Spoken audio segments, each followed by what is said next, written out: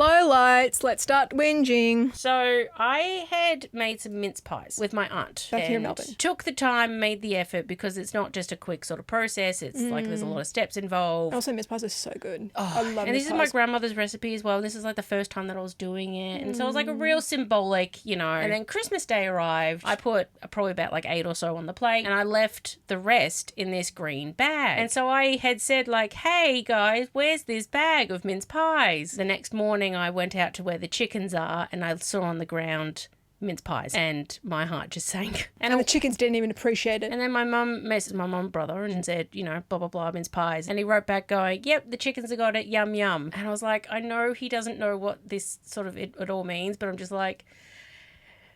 Or because he's staying in his house as well, so he can't really have a meltdown. I was just a bit peeved. I would have cried. It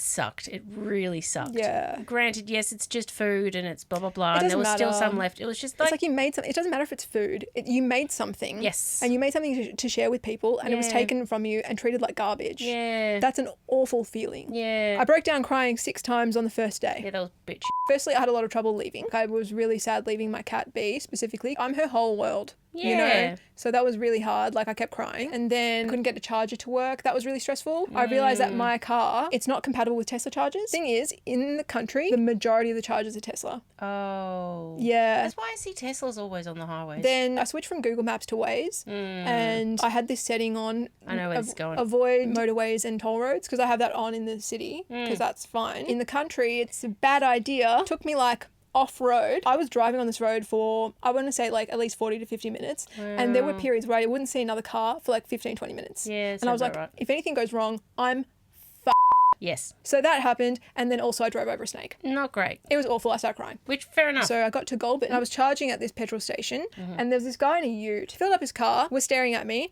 and then once he was done, drove past really slowly and catcalled me. He yelled out and had this like eating grin, and I just kind of like was like, what? He just like drove off and was like so happy and like proud of himself. There was this older, extremely gay man, and he kind of saw the whole thing go down, and he came over. He didn't mention anything about it, but he just started talking to me about my car and started talking about charging, and he was kind of like trying to cheer me up, and he just like had a little bit of a chat and then went off, and that made me feel, I don't know, like had a big cry about that too, because I was like, that was so nice. That was so nice. Yeah, like such a like a human moment. Very human. But that specifically was so Australian. The fact that he didn't mention anything, he was just like glazed over that. He was like, let's talk about something else. Yeah. Sweep it under the rug.